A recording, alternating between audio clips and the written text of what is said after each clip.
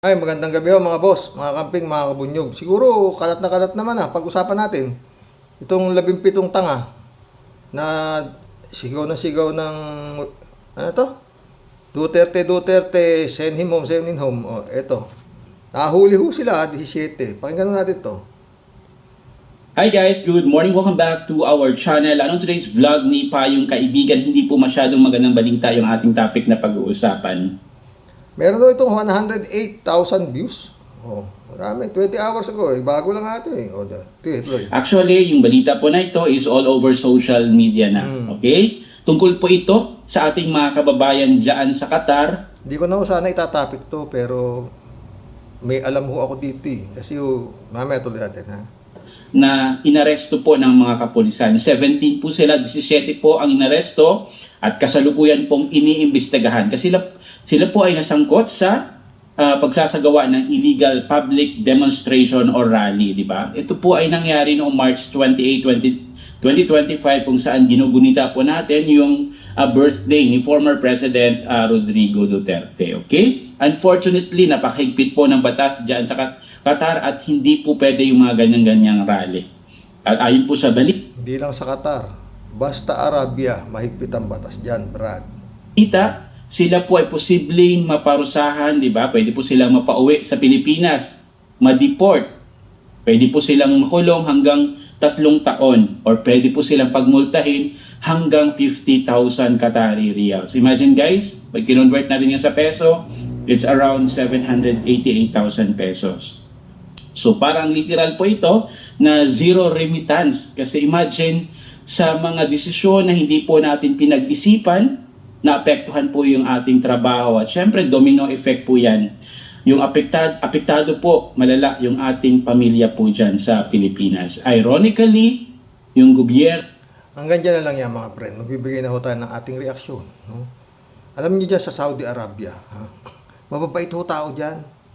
Mga Arabo mababait po yan. Galing ako dyan 2 taon, 1982, 84. Oo.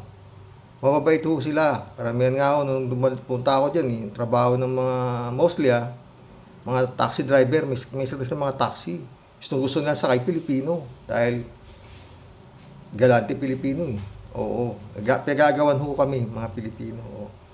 Sadik, may Sahara, good, loaded, with stereo, where go, gano'n naman, ano niyan. Magagaling ho silang mag-sales talk, oo. Sabi ko nga how much Philippines? Oh, loko-loko, nakakatuwa ho sila yan. Pero, unfortunately ang batas ho dyan, batas. Hindi ho yan pwedeng, sana, maayos ng matulungan sila ng pero ako kung sa akin lang, yung laki ng bayaran yung penalty na sinasabi, swerte kung batas ho kasi, yun ang batas eh. Nung nga pumunta ako dyan kinakabahan ako dahil marami ako naririnig na dyan, one way. Pag nabunggu ka dyan, hindi ka pananagutan ng Arabo. Nung panahon na yun Dahil ang katwiran daw dyan, kung di ka pumunta rito, hindi kita mabubunggo. Pero pag ikaw naman ang nakabunggo, yari ka. Yan ho yan eh. At yun nga, yung batas dyan, talagang, pag sinabing batas, batas. Hindi ho kagaya dito na naiikot ho yung batas. Lalo na, kung ikaw ay isang dayuhan pa.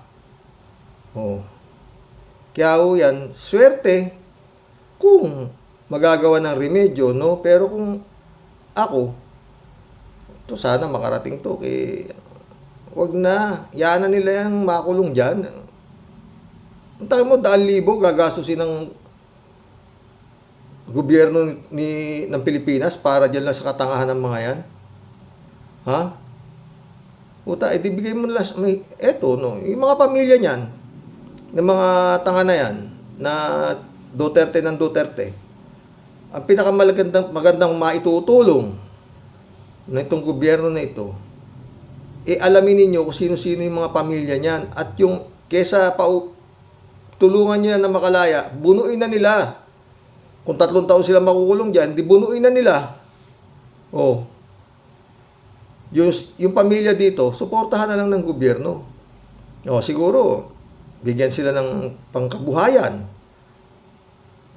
Asang-ayon ba kayo sa naiisip ko, mga pre? Kesa palayain yung mga tanga na yan. O, anong kasalanan ng gobyerno dyan? O, wala, di ba? O, at alam nila yan, bawal yan. Bawal yan. O, batas. O, ha?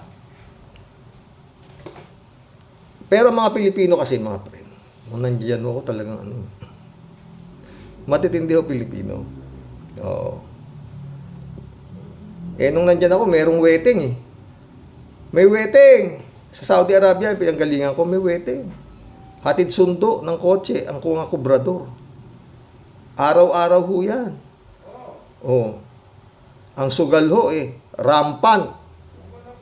Bawal na bawal ho ang sugal, pero rampant ang sugal ho dyan. Oo. Kaya marami nga hong umuwi dyan na walang-wala dahil naubos sa sugal. Oo. Babi ko alam buhay ko yan dun. Oo. Kaya lang nung kami, iba kami. Ha? Nasama ho ako doon sa mga magagaling. Kaya malaki ho ang naging pera ko nung ako'y nandiyan sa loob ng 2 taon. Ha? Hindi ho basta-basta pera. Oo. Kaya hanggang ngayon maski pa paano napapaipaikot pa rin namin. Oo. Basta hindi ho ako diyan. Maganda ho naging buhay ko diyan. Pero meron nga rin hong pagka-illegal. Oo, yun. Pero matatalino ho Pilipino eh. Ewan ko ba ba't nagulat nga ako ngayon sobrang katangahan eh. Oo. Oo. Ganun na lang yan. Kung ako, di ko yan paano yun. Ito nga, tinitira, kung okay bongbong, yun ang turo, yun ang 17 pamilya niyan, puntahan na lang nila, bigyan nila ng pangkabuhayan. Yun, 700,000, 50,000 real, 80 real, di bigay mo lang sa pamilya rito. Oh. Bunuin na nila dun, makakulong na sila ng 3 taon. 3 taon lang na pala sentensya, di bunuin na nila. Di ba? Ang pinakatulong nila ng gobyerno, yung pamilya rito, ibigyan nila ng pangkabuhayan. Hindi ho nila mauubos yung 50,000 reals doon sa, baka tanungin mo yung pamilya, gusto nyo ba, pauwiin ko kay tatay yung tanga, o bigay ko na lang sa inyo ng bigyan ko na lang kayo ng tindahan dito. Bigyan ko kayo ng puhunan, kapital, bilahan ko kayo ng tricycle, mga ganun. Baka yaman ni tatay ko, tanga-tanga rin lang. Di ba? Yung mga anak na pinapaaral, bigyan ng pasok sa mga tag dito, mga government schools, whatsoever, di ba? Gasino lang naman, diyan, hindi na masyadong malaki kita diyan. Pagka legal ka, naghanap buhay diyan, not unless na ikaw talagang engineer, pero kung mga driver ganun, hindi ho masyado malaki kita diyan. Hindi ho. Malibay talaga yun, mga engineer ka, nurse ka, ganun. Pero kung wala ho, konti lang din ho. Tapos tatanga-tanga pa, sasama-sama pa.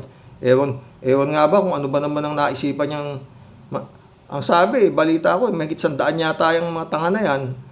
Nahuli, baka nakatakbo yung ibang kasama niya na tanga.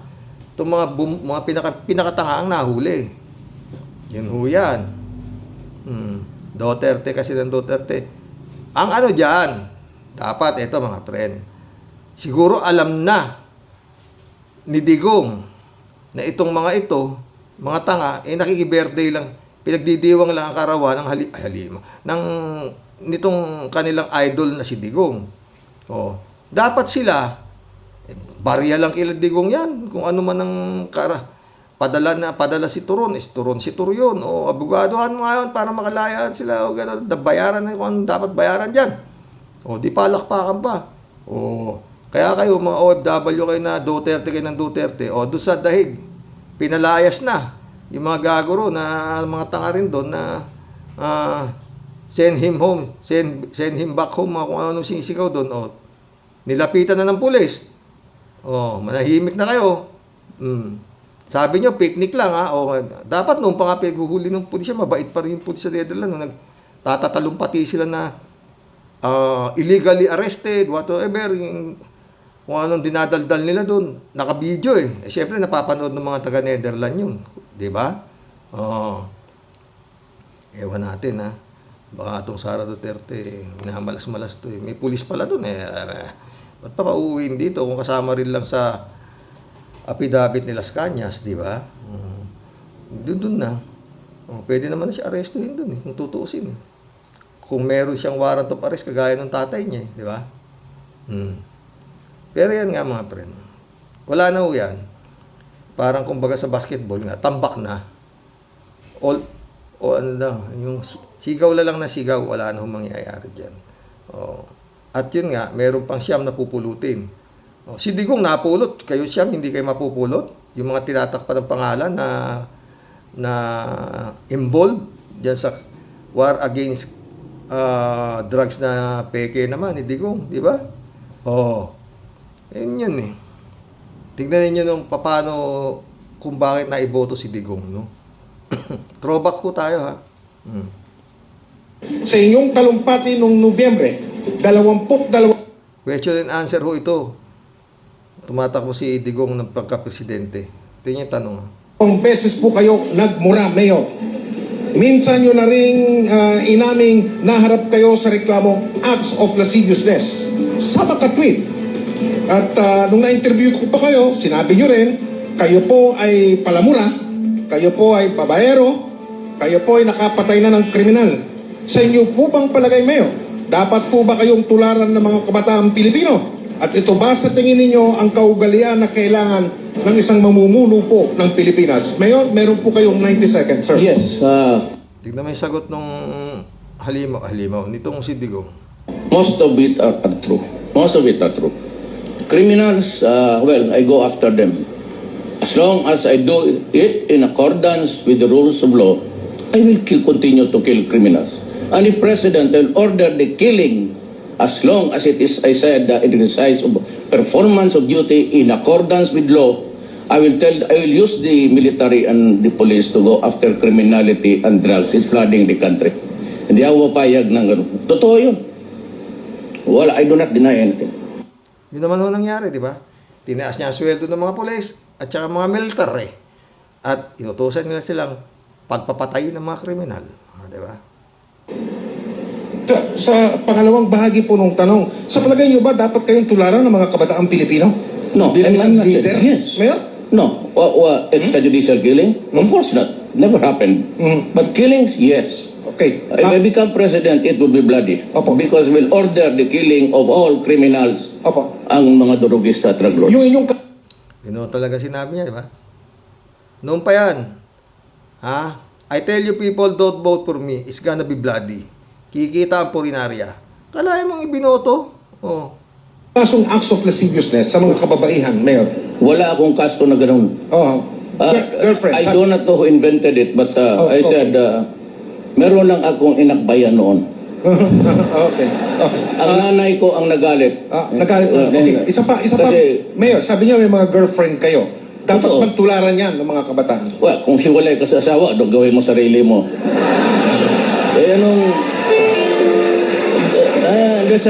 Anong gawin ko itong karga-karga ko? Hindi ko naman ipagbili ito. Hindi mo masangla eh. Gamitin mo dapat. Hindi, mamatay ka. Salamat po, Mayor. Salamat. Malinaw. Yun ang mga sagot nung baliw, nung araw na, pinipara pa, hanggang ngayon naman. No? Throwback na naman tayo. Ito palang Pilipinas, nung kakapanalo lang ni Digong bilang presidente, no? Talagang, sabagay, talagang napapanood naman sa TV, halos araw-araw na ginawa ng Diyos, patay dito, patay doon. No? Pero ito, ano siya, 60 minutes to,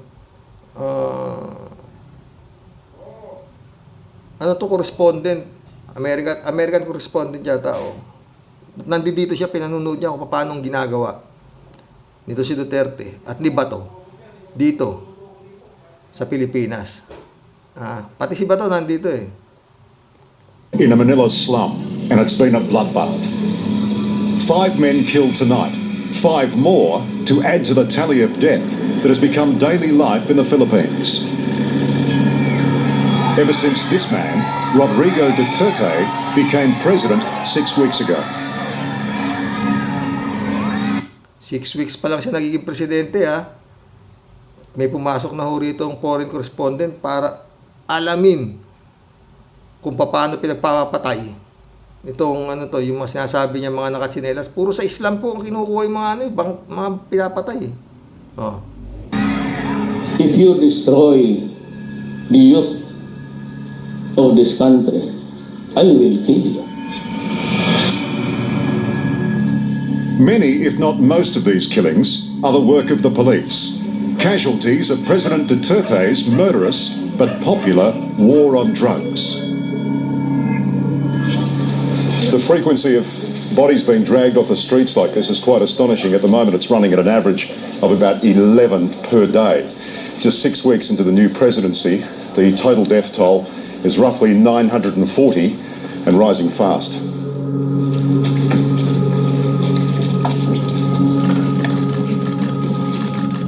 Your boss and your Parang mga aso lang, ano, mga friend. Ito si Bato. Bata pa siya rito, ayan, no.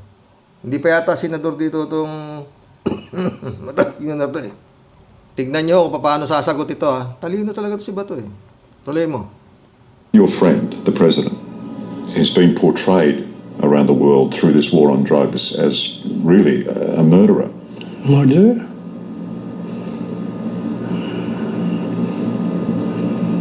It's very unfortunate if people from the outside world, from the outside of the Philippines, are looking at us as murderers. Very unfortunate because most of the Filipinos love what we are doing. Grabe, no? Yung sagot dito. Kaya pag ito lang simpleng vlog na to, ginamit sa dahig. Maayos. Tapos na boxing, di ba? Oh, mga friend. Pero mahaba pa ho ang mahaba pa hong dakipan ang mangyayari dito sa panahon ni Bongbong. Kasi hindi pa niya napakana itong mga to, si Maharlika, si Harry Roque, marami pa ho na walang ginawa kundi magngangak kontra kay Bongbong. Bongbong ba? Ito. OMG. Nadula si Maharlika. Lalabas na si Tatay Digong. Yay! Thank you, Lord. Pakinggan to. Ako I hope marinig ako ni PRD very soon kasi lalabas na siya. PRD, kasama ko ang mga ay, mga jutang dyan, mga kalaban. Si PRD, for sure narinig mo ang mga kababayan mo dito. We love you. And thank you na sa yan. Dapat ito, bagay, shout out Atty. Claire Castro. Hindi humihinto to. Pero yun nga, nakikipag-coordinate na yata yung NBI dito sa Amerika na ikahuna itong mga to, ipagpapauwi na rito ng mga boss. Walang hinto yan. Kaya lang naman matapang yan, andun nga rin sa Amerika, di ba? Wala bang ibang paraan, di ba? Ganun lang yun. Kawawang mga boss, no?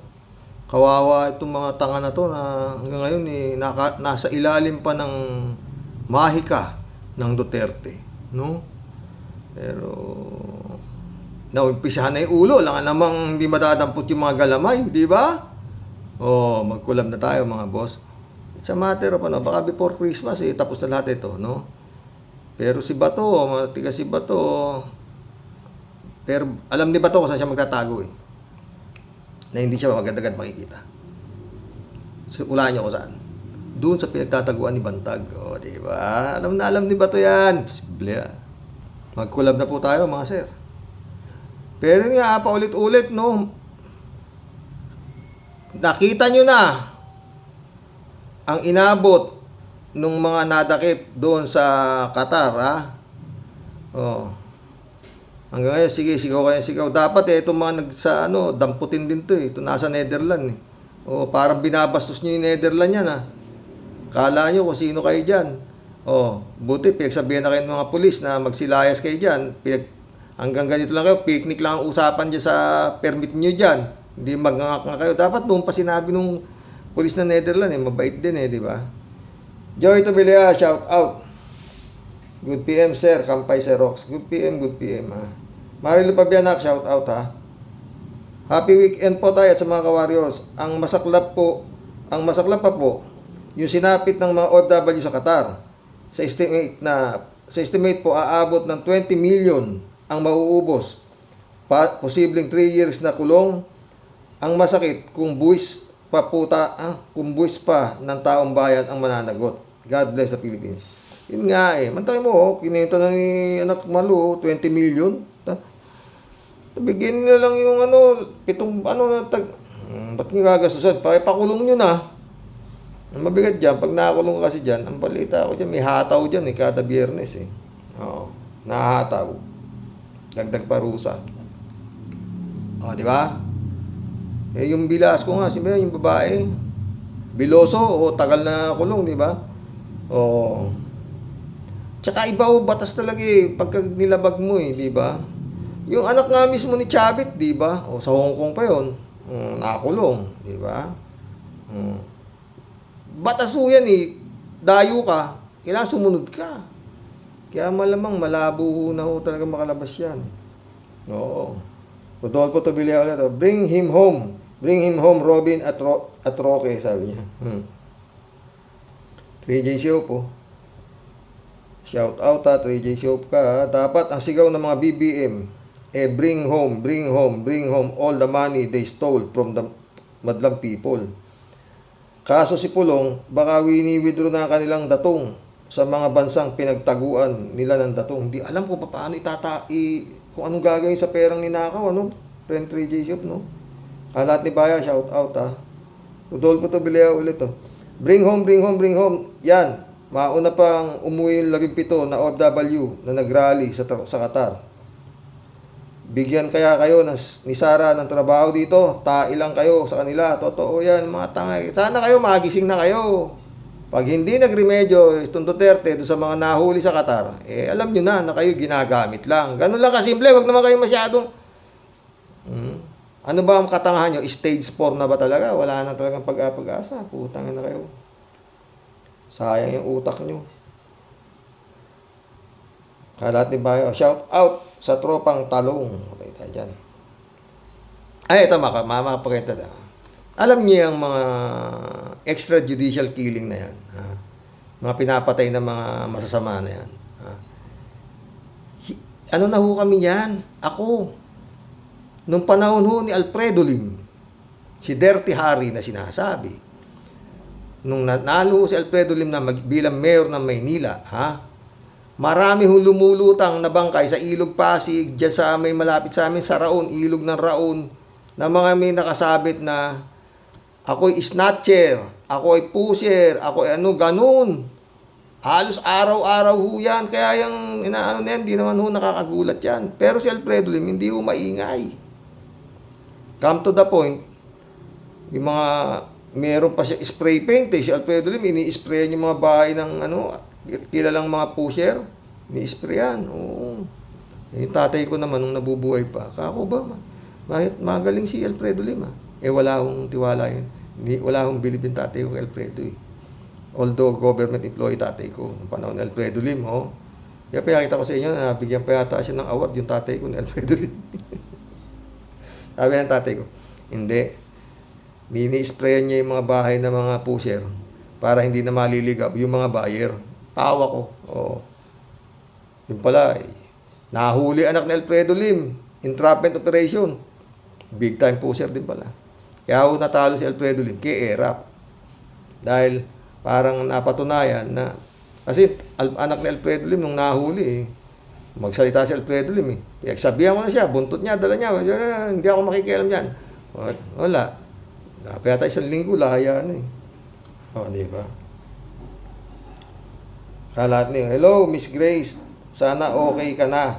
Ingat ka palagi, ha? Kalat niyo. Mundo Cheng, shout out. Baka alam ni Mundo to. Nung panahon ni Alfredo Lim sa Quiapo, di ba, Mundo? Malapit lang naman yung Quiapo sa Blumentritt eh. Pero yung mga patay ho na lumulutang sa Ilog Pasig, wala hong ano, puro tatuho yan. Wala hong makinis ang balat. Talagang mga kriminal sila yan. Tsaka yung mga nahuhulog doon sa gilid ng Mabini Elementary School, yung sa naging ano ko nung elementary ako, doon sa gilid noon, makita mo mga bangkay, nahuhulog doon. Pag ginanon niyo yung katawan, wala kasing dugo eh. Paramihan no, ang kinamatay, binigte at sinaksak ng ice pick, ganun ho ang mga pagkamatay nila. Pero meron silang mga karatula na wag tularan. Nauna pa yata si Alfredo Lim kaysa dyan kay Duterte na yan. Na mga ganyan pagpatay sa mga makasama. Mga kalagay, snatcher, yun ang mga nakasabit sa liig. Pusher. Oh, yun. Pero hindi mo maingay na ganyan, kadaldal mayabang si Alfredo Lim, hindi ganyan. Ganyan ni Digong. Mo Cheng, oh. Totoo ang tsaka nung panahon ni Alfredo Lim pala, ha? Talagang akala mo lahat ho ng beer house, kalat ni, Mundo. Lahat ho ng mga beer house, yung mga sa Maynila, yung mga nagpapasayaw ho ng mga hubot-hubad, sarado ho lahat yan. Marami hong nagalit na mabababa ang lipad. Oh. Marami hong nagalit, marami hong nawalan ng hanap buhay. Pinasara ni Alfredo Lim yung mga beer house na nagpapasayaw ng mga kung ano-ano. Ang paborito kong ipaga-almusal ni Alfredo Lim, doon sa Lido, sa may Umpin. Masyal kami nung kaibigan ko, Inchik. Ang daming nakaano sa labas. Yan, dami bodyguard, sabi niya. Andyan si Mayor. Tara ako, gusto ko makita. Sige, ayaw ka, niwala sa akin eh. Sabi nung kaibigan ko, Inchik. Kami kunyari, magkakapi kami. Andun nga si Alfredo Lim, nagbabasa ng dyaryo na Inchik. Dyaryo na Inchik kami nabasa niya. Mag-isa lang siya doon sa lamesa, laki-laki ng lamesa, wala siyang kasama. Pag akyat nga namin ganun, malikot ang mata ni Alfredo, kala nyo, gano'n. Ito. Totoo nga, napakaraming santo ni Imelda. Saan naman galing halos lahat ng mga antigo at porsilana. Yung isa nga alam ko galing Tondo noon eh. Nawala umulan ng mahigit 40 days at nagbaha ang Tondo. Alam mo rin pala yun. Hindi. Nawala yung Santo Niño ng Tondo, friend. Nawala yung Santo Niño. Ninakaw yung Santo Niño. Naging ano nga yung Santo Niño na yun, friend eh. Naging parang Lucila Lalu. Nung nabalik yun sa altar, nung nabuo yung imahe, na pyesa-pyesa na yun, friend Mundo eh, kung saan nakakuha yung katawan ng Santo Niño eh. Nung naibalik po sa altar, sumikat ang araw. Matay ho balahibo ko. Totoo po yan. Alam ni Mundo. Tuloy-tuloy ho ang ulan. Tuloy-tuloy ho ang ulan noon. Wala namang bagyo.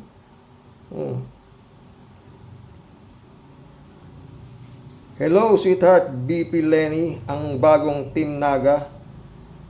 Love you, BP Lenny. Ikaw talaga. Kalat ni Kay. Van Seeker, shout out. Parang kulto ata yung mga DDS na yan eh. Totoo, parang kulto nga ni Kibulog. Marlene Dawi, shout out. AJ Reyes, shout out. Si Rox, pinapansin mo pa rin yung digong nyo. Wala na yan, nakakulong na yan. Wala nang pag-asa. Nakalabas yan. Pantay na ang paa niyan. Nag-aantay na lang yan. Kahit anong gawin nila, kahit sinong magaling na abogado, pipirahan lang sila. Ganon ang puti. Kilala nila si Digong na ang pera galing sa nakaw at drugs, kaya uubusin yan. Kakabayad sa abogado. Yung sa AMLAC, kukunin din yun. Ubus lahat ang ninakaw nila sa gobernador.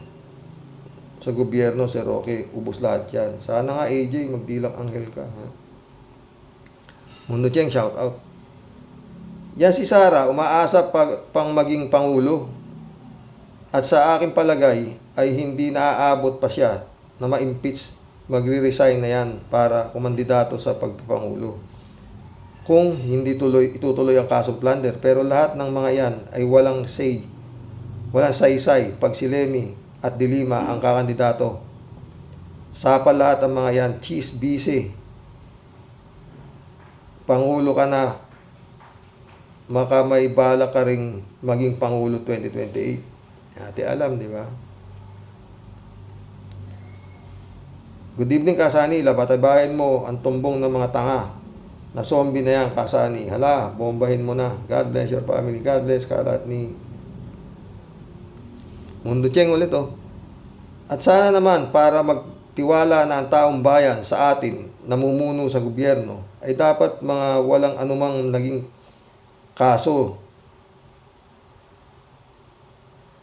At higit sa lahat, marunong sa batas, walang artista, okay lang kung abogado siya at ang unang palitan ay ang tulad ni Garcia na mukhang pera at isama na ang sa botohan ang uupo sa Comelec. Yun nga.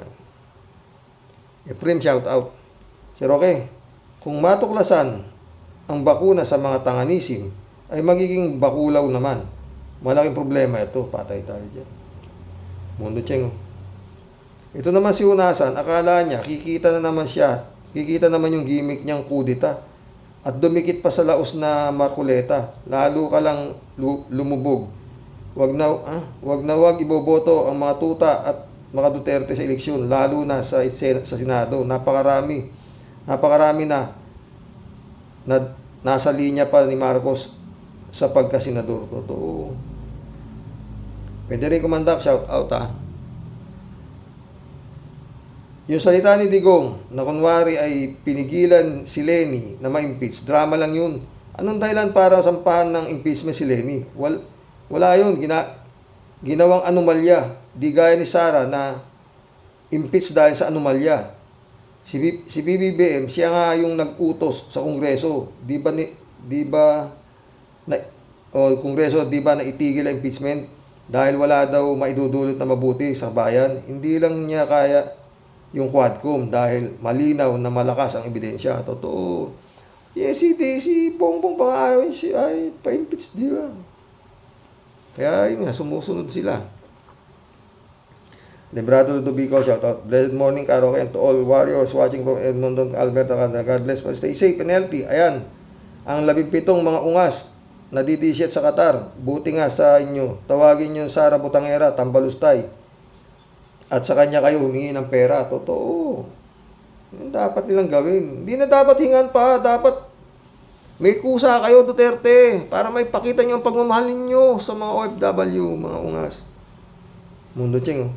Yan si Aimee ay pinaglihi sa siesta ng High Alay. Usong-uso sugal noon. Bakit hindi mo pang aminin babalina na dahil sa mana ang galit mo kay PBBM, hindi ba parehas? Ha? Ayun, may pwede. Ha? Pwede rin kumanda ko. Ayan na. Kakarali nila sa Qatar. 20 DDS ang inaresto. Nakakulong na. Akala nila gaya ng Pilipinas dapat pwedeng gawin. 3 years kulong, multa, saka deportation. Kawawa ang pamilya. Nabaliw sa pagkasamba kay Digong. Tinalo ni Digong si Kibuloy na appointed son of God daw. O, diba? Tama eh. Nga, dapat ang maging tulong na lang. Pinakamaganda, ito, Atty. Claire Castro, ha. Pahanap ninyo yung pamilya ng mga tanga na nakakulong ngayon doon. Hayaan nyo na sila makakulong. Punuin na, 3 taon lang naman pala. O, dilalaya din sila. Kasi kasuhin na lang po ninyo yung pamilya dito. O, diba? Hindi nyo pa mauubos yung ipampapiansa nyo dun sa mga tanga. Diba? Joke shoutout. Akala ng mga DDS, nasa field trip sila. Kaya dinampot sa Qatar. Kalat niyo. Sabi ko na nga sa'yo, Kasani, hindi ka dapat kabahan. Walang bilang ang mga zombie na yan. Puro lang ingay at katangahan ang mga zombie. So ulitin, if God is with us, who can be against us? Yun. Manalig lang tayo, Kasani. Manalig lang tayo sa puong may kapal. And everything will be alright. Ganun lang kasimple yan. Diba? Totoo yan, friend.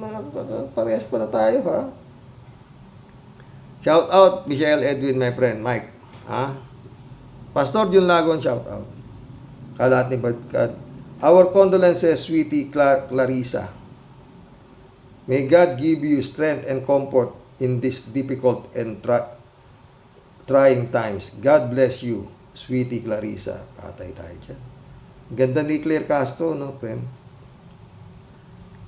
Guro, ang ganda-ganda ni Atty. Claire nung dalaga. Oh. Pero San Juan, nung nagwawala siya sa presinto, maganda nun eh. Oh, talagang matapang. Sana parati ang gabayan ng Panginoon. Atty. Claire. Pero San Juan, no? Good evening po, Karox. Karox, ayon sa news, may 17 Pilipinong DDS sa Qatar ang nahinuli sa nilikha nila rally. Bawal pala sa Qatar ang rally at pwedeng makulong ng 6 hanggang 13 taon. Ang multa ay pwedeng aabot sa 13 milyong piso kasi hindi sila nag-iisip bago gumawa ng hakbang. Magsilbing aral yan sa mga DDS. Nagagalit ang ICC sa mga DDS sapagkat nagpaparatang ito ng kung ano-ano mali o paninira sa ICC. Ito ang mga DDS ang magpapabigat ng kaso ni Digong. Kaya si Sara ay nakikiusap sa mga DDS na huwag nang magpahayag ng kung ano-anong laban sa ICC. O, di ba? Eh, ikaw ang nagpapahayag, Sara eh. Kung ano, dinadaldal mo dyan na illegally arrested yung tatay mo eh. O. Noel Tenco, shout out. Hanggat di nila kasama ang simbahan at civil society, hindi sila makakagawa ng people power katulad ng 1986 people power. Totoo yan, Noel Tenco. 3J Siopo. Paulit-ulit nga sinasabi yan dahil kahit milyon pa sila, pag wala silang backup na militar, bokya. Totoo. Pwede siguro. Pero hindi ho anong mga deboto eh. O kung kaya nilang magpa-gathered ng 4 na milyon, 7 milyong deboto pagdating ng kapistahan ng mahal na poong Jesus Nazareno.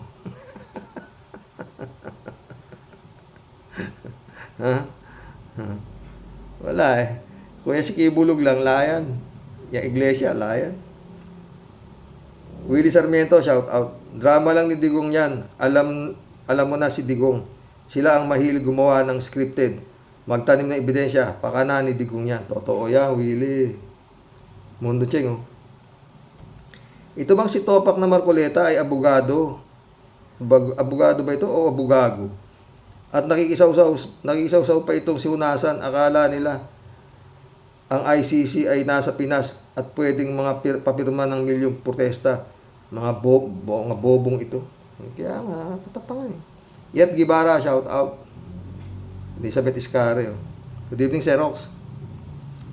Di na talaga uubra ang people power para kay Duterte. Una, di naman lahat ng Pinoy kasing bobo nila at mga gunggong. Kasi wala naman dapat i-people power. Isipin nyo, isang kriminal, mamamatay tao, isisigaw mo na ipagtatanggol mo. Kakatawa naman at nakakahiya sa buong mundo na ganyan karami ang walang utak ng mga Pinoy at hindi alam ang isang halimaw. Totoo yan, Elizabeth. Kakahiya talaga, totoo. Elizabeth ulit, oh. Nagtataka lang ako, Xerox, kung bakit sarado utak ng mga supporter ng mga Duterte. Huwag ka na magtaka. Si Panelo nga sa si Roque, tignan mga itsura. Ang alam nila, matino at hero ang kanilang itong si Digong. Pinagtatanggol nila ang isang mamamatay na tao at naging halimaw. At baliwala sa mga supporter nito ang mga napatay nitong tao na libo-libo. Wow ha? Asan ang utak nila, Xerox? Ay nako, buti na lang di ako nahahawa sa kanila. Elizabeth ulit, oh. Nice move ang ginawa ni BBM dyan sa pag-surrender kay Digong sa ICC. Total, mayabang naman ang Digong na yan. At hinahawang pa nga niya ang ICC. At di daw siya takot dito. Tapos ngayon, tameme siya. At di mailabas ang tapang. Buti nga sa kanya at mga alipores nito. Akala nyo palagi kayong nasa itaas. Hi, karma is real, Xerox. Sinabi mo pa. Pero kung ako kay Digong, puta, Gayahin niya si, ano to, yung binitay, si Saddam Hussein, ganon. Hanggang doon sa, matapang. I am Rodrigo Duterte. Wala yun. Asa yung tapang mo? Para kang tanga. Sabi ni Prince Shervin, Christian Sen, July 7, Alcantara, shout out sa inyo. Dolor Garcia, Benjamin Bingson, shout out. Pastor Jun Lagon, my friend. Jeff Ramos, naka. Eman Escalona, shout out, nak. Sabi ni Prince Shervin. Nakakaumay na po, Sir Rox. Walang katahimikan, mga tiyanak at zombies, mga bugok at inutil, walang magawang matino sa buhay. Ayon ang mga pesting yawa, sa konting kalog ng barya, sugod, mga kapatid. Ang mga pinutukan ng punalintik, Sir Rox, nagkalat sa kalye at nagkalat sa kalye at nagpapakatyanak. Naku, kung nandyan lang po ako, Sir Rox, baka isa rin akong tiyanak. Pagpepektos ako, malupit ang pektos, asamang hambal sa mga pinutukan ng lintik. Hoy, mga kurimaw, manong wag nyo na akong galitin. Baka di na ako kayo matansya. Hagisan ko na kayo ng tirador ng rayuma. Kung talagang kayo gusto nyong magpakadakila at maging bayaning ungas ba magsipila kayong lahat sa luneta ng mga pesting yawa kayo at isa-isa kayong magpabaril asintado sa utak at ng mga naliligaw nyong kaluluwa magsitahimik. Ano ba talaga ang napala ninyo sa pagtatanggol nyo sa inyong puon? Aber, sa halip na kayo pakinabangan, nakakadagdag, buwisit pa kayo sa sigaw ng bulate. Di ba wala nga siya? Mga ungas, kahit pa kayo patambling-tambling patiwarig dyan, mga tiyanak na inutil. Ang inyong ingkong namamahinga na. Huwag kayong mag-alala. Darating din ang takdang panahon. Siya malalagyan din ng bulak sa ilong. Sa ngayon, mga kapatid na tiyanak, hayaan ninyo muna ang inyong puon namnamin ang naging bunga ng isang pagiging malupit na Hitler at tulisan sa kasaysayan. Ginusto niya po yan. Yan po ang kanyang napala at naging gantimpala sa pagiging abusado. Walang naging takot at respeto sa Diyos. Umapaw na po ang salop. Kinalos lang po ni Lord. Kaya kung ako sa inyo, mga dakilang tiyanak, kayo magsiuwi na sa inyo ng mga pinutukan kayo ng lintik. Kahit pa magpasagasa kayo sa pison, sa kakaprotesta nyo, litrato na lang ni Ingkong ang babalik. Parang awa nyo na, patahimikon nyo ang kanyang utak at kaluluwa. Imbis na kayo umuwi sa inyo. Magtanim kayo doon ng kamote para meron kayong mapala sa aanihin. Hindi yung puro kayo asa sa kalog ng kalansing, ng pang-uuto, ng konting barya. Totoo yan, friend. Mga leche, mga bisit, kinam. Sa halip na kayo magsipag dasal at magsipag ayuno, panahon na ng Kwaresma ngayon, matakot naman kayo sa Diyos. Yun nga. Diyos nga nila si Digong, tsaka si Kibulog. Ikaw naman. Jan Dimango, shout out. Brad. Yung 17 daw na Pilipino sa Qatar na sumisigaw ng bring him home, sila ang nakakulong. Pero nakikiramay na rin ako sa kanilang katangahan sa pagsuporta sa walang kakwenta-kwentang tao sa mundo. Makukulong pa sila ng 3 taon at magpapiyansa ng malaki. Tulungan kaya sila ng mga buitre? Bukas! Tapos ngayon, hihingi kayong tulong sa gobyerno, mga gunggong. Ano kayo? Tedo to karaoke. Yung sinasabi ni Digong na nasa impyerno siya pupunta ay natupad na. Nakakulong siya ngayon. Inaantay na lang ang reyna ng impyerno. Si Saring.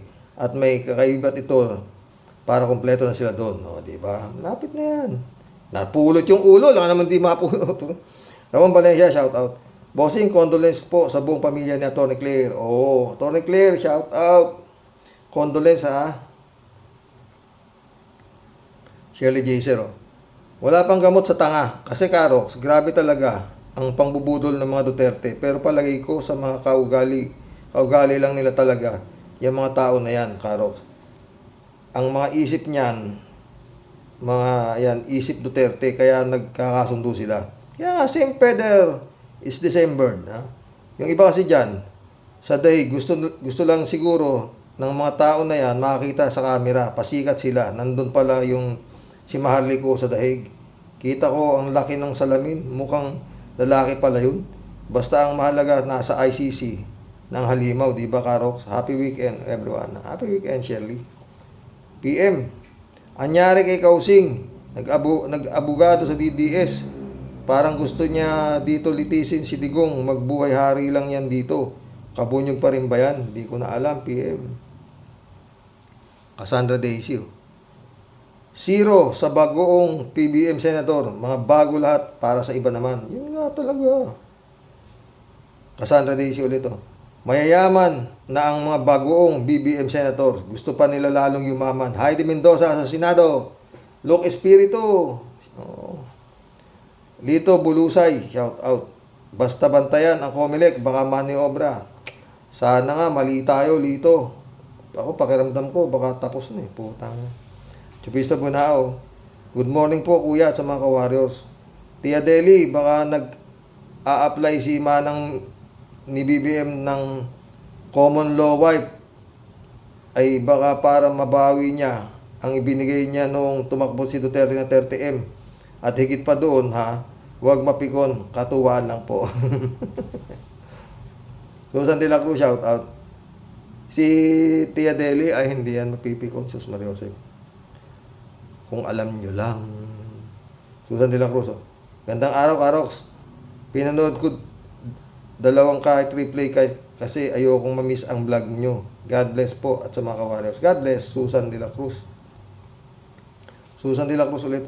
Nakakatuwa ang mga vlog nyo, Karox. Nakakawala ng stress at sana makapagbukas ng isip ng mga nalalabuan. Stay safe with your loved ones. Go rin, Susan. Stay safe wherever you are. Kalaat ni Bayaw. 17. Shout out sa 17 na genius. OFW dyan sa Qatar. Mabuhay kayo. Ngayon, magkatotoo ang no remittance nyo. No remittance, no job, and in prison. And may katakot-takot na multa pa. Yari at gutom ngayon ang aabutin ng pamilya ninyo. Dapat tulungan ni BBM yung pamilya nila, friend. Oo. Kesa yung mga ungas na yan, hayaan mo na yan, PBBM dyan. Para hindi na at least nabawasan ang tanga sa Pilipinas, di ba? Hayaan mo na yan dyan. Tawa-tawa si Kalatni. Yan ang napala ninyo. Saka Duterte ninyo, mga tanga. Duterte, bringing home. Mga tanga talaga yung gagawin. 3J show po.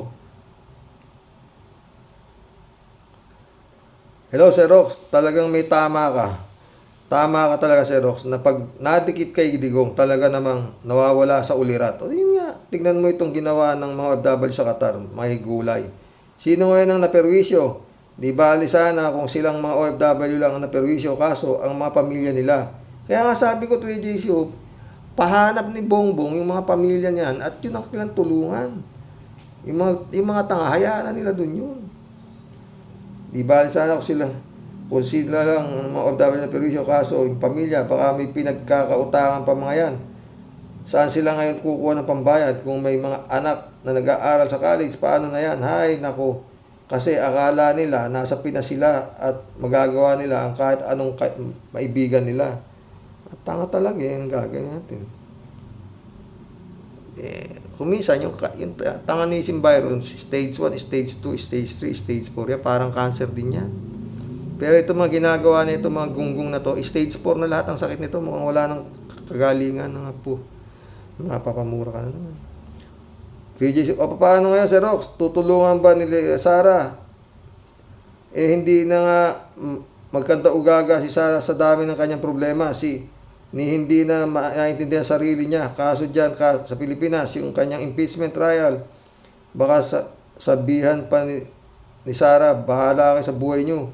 Sinabi ko bang mag-rally kayo? Totoo yun ang sasabihin. Tatangan yan, di ba? DJ Shop ulit, Sir Rox, minsan din may tama ka. Siguro naman, matatakot na mga OFW sa Middle East. Hindi po sila republic o democratic countries. mahigpit po sila. Nagpunta sila sa ibang bayan para magtrabaho at suportahan ang pamilya. Wala namang masamang suportahan nila si Digong kung gusto nila, pero sana kumuha muna sila ng permit bago mag-rally o kanino sila ngayon tatawag para tulungan sila. Ay ewan, dami ng problema ng Pinas, sinadagdagan pa ng mga DDS. Mga tanga eh. DJ Shop ulit, Sir Rox, hindi nakatutulong ang mga DDS sa ating bansa.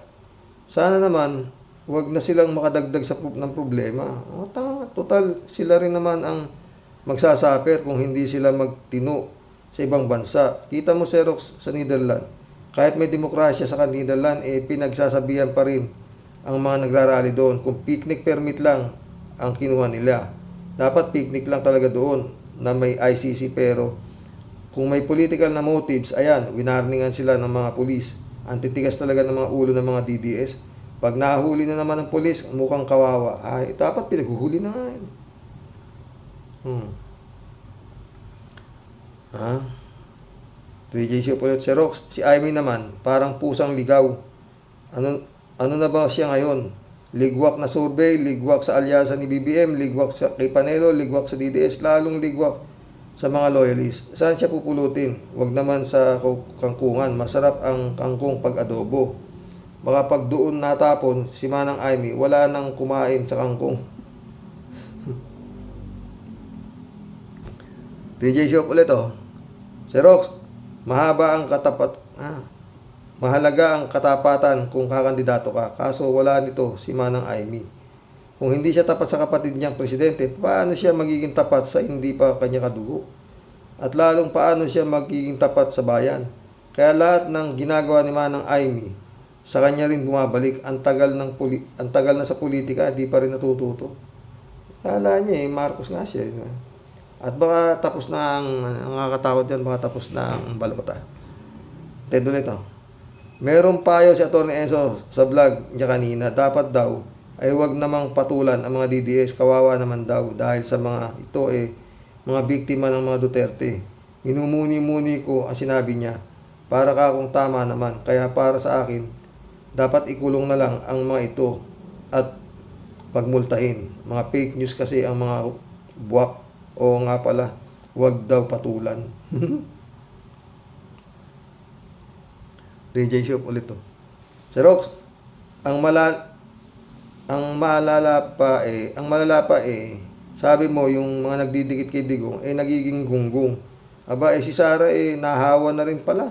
Akalain mong sabihin ng bobo daw ang mga abogado ng prosecutor.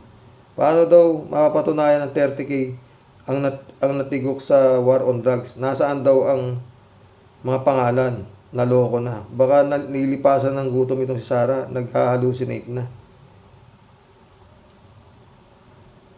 Ito lang ang advice ko sa kanya. Huwag niyang intindihin kung may ebidensya o wala ang prosecutor about 30K. Intindihin niya ang kaso niya sa Pinas na impeachment trial at ang kaso ng Tatay Digong niya. Hayaan mo ng judge ang humusga kung totoong may 30K o wala. Napanood ko rin yan, friend. Talagang nagugulat ako sa katangahan yan. Putang na. Klaseng bugago yan. 3J, napansin mo ba, Sir Rox? Si Sara kung magsalita sa Netherlands, mahina ang boses. Hindi nang gagalaiti. Hindi pa sigaw-sigaw, kalma lang siya.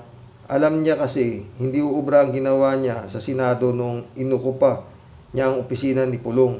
Mura dito, mura doon ang ginawa niya. Sa dahig, di siya makakapagmura, takot din pala ang Sara. Hindi, malapit na rin yun, dadamputin na lang yun. Mission accomplished mga friend. Hanggang bukas po muli mga boss ha. Shout out sa mga patuloy na nagiging tanga. Mag-isip-isip naman kayo, malapit na mahal na araw. Putay na itong mga to. Kasalanan po sa Diyos yung sakit ninyo, tanganisim virus, wala akong gamot yan. Nakakabuisit kayo. Shout out, Atty. Claire Castro. Bulong mo kay BBM. Huwag nyo nang tulungan yung 17 ron. Yung pamilya na lang nila, tulungan ninyo. Bigyan nyo ng pangkabuhayan, showcase dito. Diba? Good night. God bless.